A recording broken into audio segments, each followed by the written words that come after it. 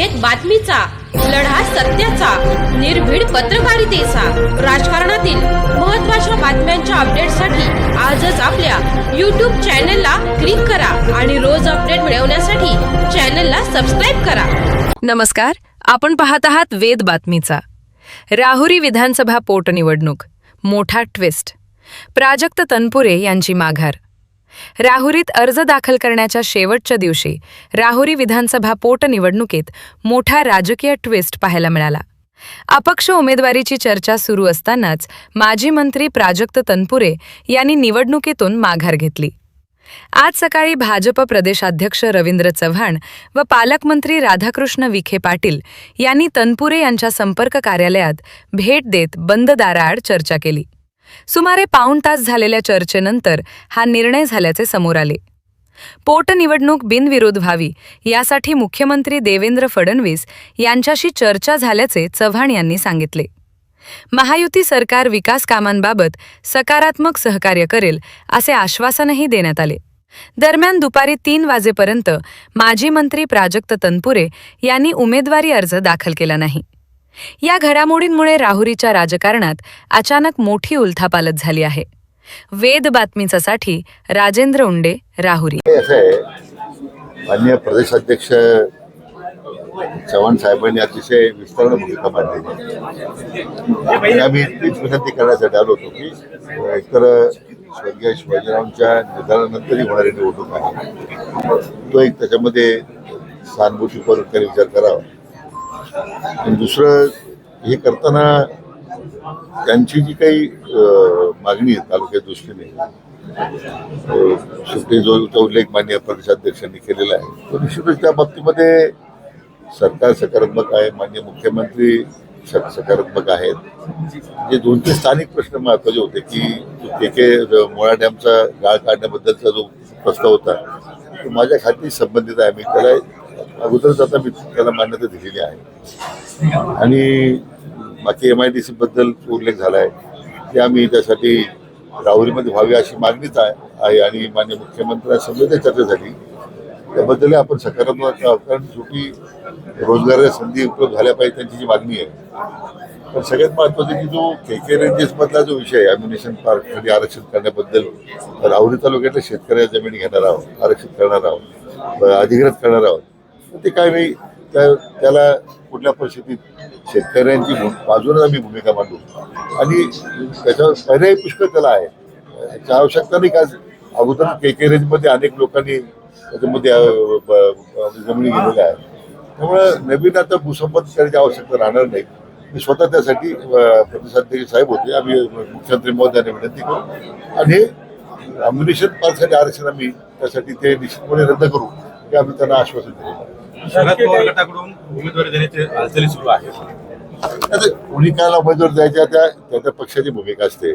आम्ही मात्र प्राजक्तांना तनपुरे साहेबांनी विनंती करायला लागलो की आता या पार्श्वभूमीवर तुम्ही सरकार आमच्या भूमिकेशी आमच्या बरोबर राहा अशी विनंती केली आणि तालुक्याच्या विकासाकरता त्यांनी जी भूमिका मांडलेली आहे, उदाहरणार्थ जो MIDC असेल, मुळा धरणाच्या बद्दलचा असेल, ॲम्युनिशन करता जे आरक्षण रद्द करण्याबद्दलचं असेल, आणि मला वाटतं आणखीन कारखान्याला NCDC मार्फत जे आपण लोन देत होता, मी त्या सब कमिटीचा मेंबर आहे.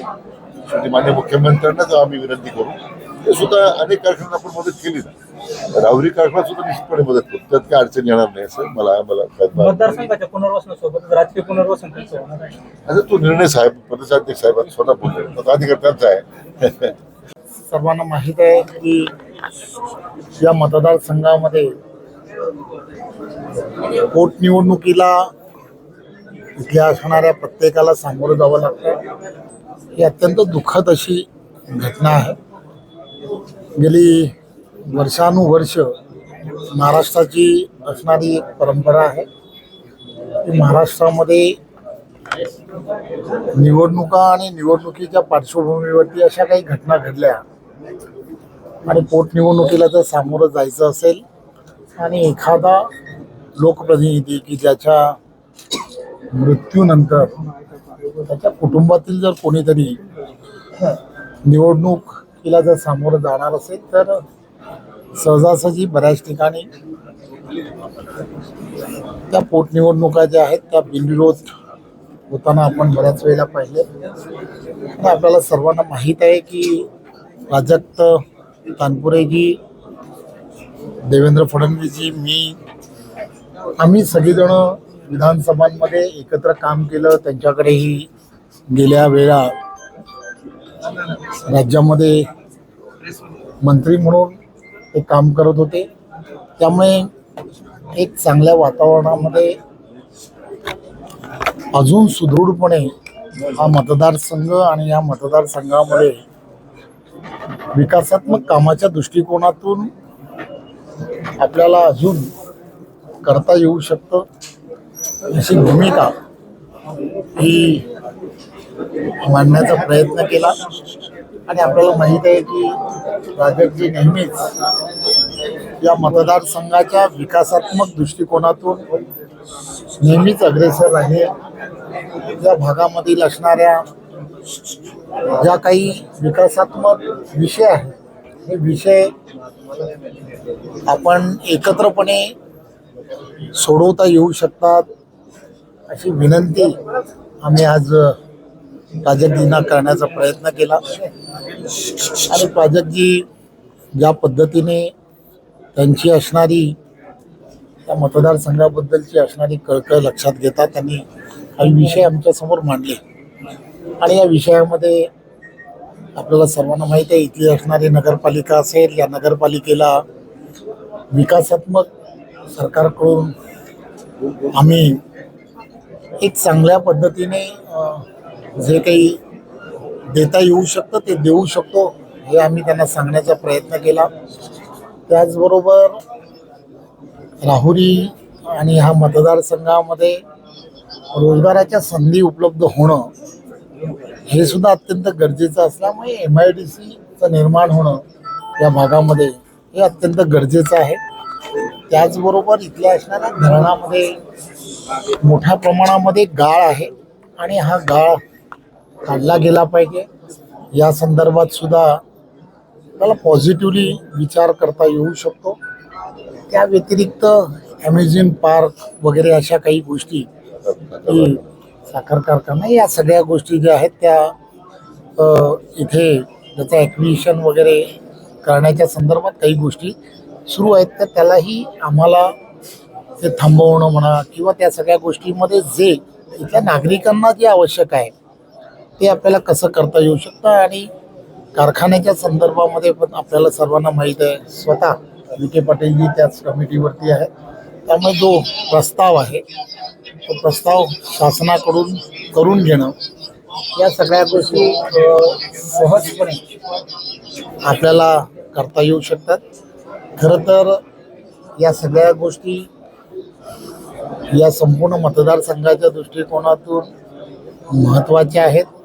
आणि आम्ही त्यांना आज इथे येऊन विनंती केली, विनंती करून हे सांगण्याचा प्रयत्न केला. देवेंद्रजींशी पण त्यांचं बोलणं करून दिलं की आम्ही असं त्यांच्याशी सगळ्यांची चर्चा झाली आहे आणि साहेब आपल्याला हे सर्व करावं लागेल. आणि मला आपल्या सर्वांच्या माध्यमातून प्राजक्तजींना आणि सर्व त्यांच्याबरोबर असणाऱ्या सहकाऱ्यांना आणि कार्यकर्त्यांना एवढीच विनंती करायची आहे की आम्ही सर्वजण त्यांच्याबरोबर आहोत आणि ते जे म्हणतील किंवा ज्या पद्धतीने ते या सगळ्या विकासात्मक कामाचं बद्दल विचार करतील, महायुतीचं पूर्ण सरकार हे त्यांच्या या सगळ्या मागण्याबद्दल सकारात्मक राहील ही भावना आम्ही, ते आणि त्यांचे भाऊ दोघंजण होते, त्यांच्याशी आम्ही चर्चा केली. त्यामुळे आम्हाला असं वाटतं की त्यांनीसुद्धा जे आम्ही विचार करतोय त्याबद्दल एकदम सहानुभूती विचार करावा अशी आम्ही त्यांना विनंती. पुढे भाजपमध्ये येतील अशी देखील चर्चा होती. ही आज तर आम्ही या सगळ्या विषयामध्ये इथल्या असणाऱ्या विकासात्मक कामांच्या संदर्भात आम्ही पूर्ण सहकार्य करू आणि आपणही आम्हाला या सगळ्या कठीण काळ मी यासाठी सांगेन कारण कर्डिले साहेबां शिवाजीरावांचा मुलगा या निवडणुकीला उभा आहे त्यामुळे तुम्ही आम्हाला सहकार्य करावं ही विनंती करायला आम्ही आज त्यांच्याकडे आलो. त्यांना विधान परिषदेवरती घेणार असं देखील या सगळ्या विषय जे असतात हे विषय तुम्हाला तर सगळ्यांना माहीत आहेत की आमच्याकडे पार्लमेंटरी बोर्ड जे आहे ते या संदर्भात विचार करतात आणि पार्लमेंटरी बोर्डातला मीच प्रमुख आहे आणि मी आणि देवेंद्रजी आमच्याबरोबर असणारे सहकारी सगळेजण असतात.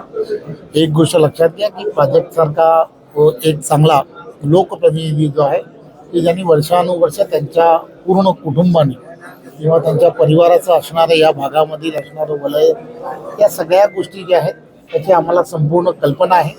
परंतु आज पोटनिवडणुकीच्या संदर्भामध्ये ज्यावेळेला आज अंतिम दिवस आहे उमेदवारी अर्ज भरण्याचा, त्यामुळे आम्ही त्यांना विनंती करायला आलेलो आहोत.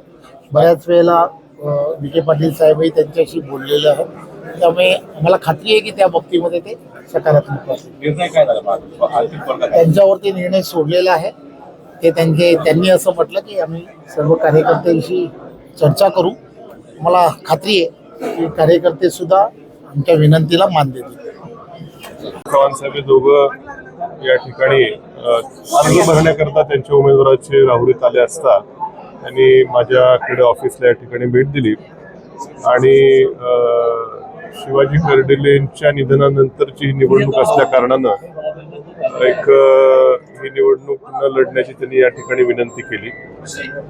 त्यांनाही मी सांगितलं की आम्ही भावना आमच्या देखील आहेत, परंतु जे काय 15 दिवस मी मतदारसंघात विशेषतः राहुरी तालुक्यात फिरताना या तालुक्याचे जे काय प्रश्न आहेत, या तालुक्याच्या अस्मिता असेल, प्रश्न असेल, समस्या असतील, त्याकरताच निवडणूक लढवणं हा उद्देश माझा त्या ठिकाणी होता. कारण की या तालुक्याला विधानसभेमध्ये प्रतिनिधित्व मागच्या 20 वर्षामध्ये फक्त 5 वर्ष मिळालेलं आहे. त्यात 2.5 वर्ष सरकारमध्ये, 2.5 वर्ष सरकारच्या विरोधामध्ये, आणि या तालुक्याचे काही महत्वाचे गहन प्रश्न निर्माण झालेले आहेत आणि त्याकरता निवडणूक लढवावी हा माझा आग्रह होता. त्यावर त्यांनी काय मुद्दे त्या ठिकाणी ऐकून घेतले आणि सध्या जे काही विशेष मुद्दे या तालुक्याच्या साठीचे आहेत, उदाहरणार्थ जो काही आमच्या KK रेंजचा भाग आहे त्याच्यामध्ये पुन्हा ॲम्युनिशन पार्कचं ॲक्विजिशन 7,000 एकराचं होणार असं पत्र आहे. त्यावर मात्र त्यांनी ठामपणे सांगितलं की आम्ही ते कॅन्सल करू, शक्यतो नसेल, जरी असेल तरी आम्ही ते काय ॲक्विजिशन करणार नाही असं ठाम त्यांनी त्या ठिकाणी सांगितलं. या डॉक्टर तनपुरे सहकारी साखर कारखान्याचं NCDC-कडे कर्ज प्रकरण मंत्रिमंडळाच्या बैठकीसमोर बहुतेक असणार आहे. त्या बाबतीत देखील स्वतः विखे पाटील साहेबच त्या मला वाटतं ते बोलणे कमिटीवर आहेत, त्यामुळे त्याच्या बाबतीत त्यांनी देखील सकारात्मक भूमिका त्या ठिकाणी दाखवलेली आहे.